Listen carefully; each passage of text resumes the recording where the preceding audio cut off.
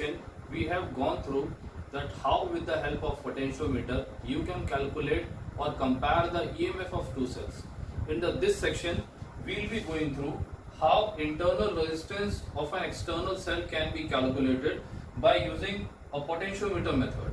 So as you can observe the figure is almost the similar as you have observed in the previous section. The auxiliary circuit comprising of a driving cell, an ammeter, a rheostat and a key. A constant current is maintained into the potentiometer with the help of driving cell, ammeter and a rheostat. Again, AB is a wire which is 1 meter long and S is a scale which is fitted parallel to the wire in order to note down the deflection length. E is the external cell whose internal resistance is to be calculated with this method. Let the internal resistance of this external cell is R1. You can observe a resistance box is connected across this external cell. This resistance box may be used for obtaining multiple values of resistance. Initially, we are keeping this key open. K1 open.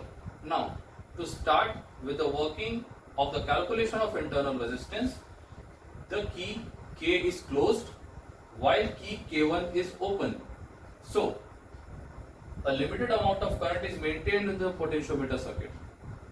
The battery or external cell E, whose internal resistance is R1, comes into the play and I will keep the jockey over the wire AB. Now, again the process is similar. I will move the jockey over the wire AB in order to get the zero deflection length. Let us suppose AJ is the length when you have connected the external cell E with K1 open. Again, according to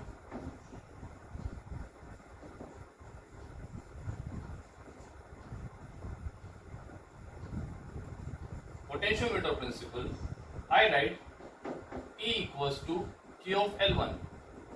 Let this be equation number 1. Now, I close the key K1 so that this resistance comes into play. A suitable value of resistance is now taken out from this resistance box so that the galvanometer again gives deflection. So, again I slide this jockey over the wire in order to get the zero deflection length. Let us suppose V is the potential difference between the two poles when you have connected this external resistance R, taking AJ dash be the zero deflection length. I again write as V equals to Q of L2. Let this be equation number 2. So you have calculated the two equations. Dividing equation 1 by equation 2, E upon V is equals to K L1 by K L2. K gets cancelled. You get E by V equals to L1 by L2. Let this be equation number 3.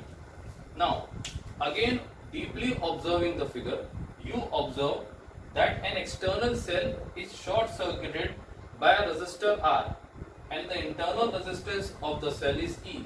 Under this condition, the internal resistance is given as E upon V minus 1 into R. You have the value of E upon V. Substituting the value into the given equation, you have R1 equals to L1 by L2 minus 1 into R. So, by practical method, you will be having the values of L1 and L2. Substituting the values into the equation, you can simply calculate the value of internal resistance. So this was another application of potentiometer by which you have simply calculated the internal resistance of a battery. I hope that you have understood this concept well. Thank you.